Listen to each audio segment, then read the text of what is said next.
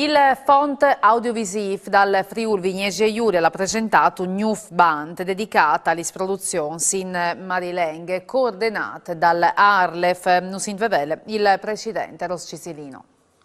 Che ha presentato è una collaborazione tra il Fond Audiovisiv e l'Arlef per la produzione di audiovisivi in lingua furlana, sostenuto dalla Regione Friuli Vignese Giulia con 50.000 euro e a quel caso qui i vari di ringraziare l'assessor Bini e l'assessor Roberti.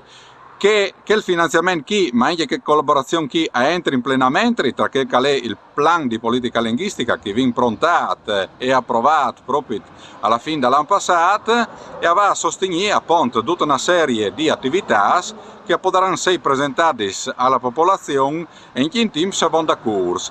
È necessità di fondi di chiaramente prodotti audiovisivi che possono sostenere la lingua furlana soprattutto per le nuove generazioni.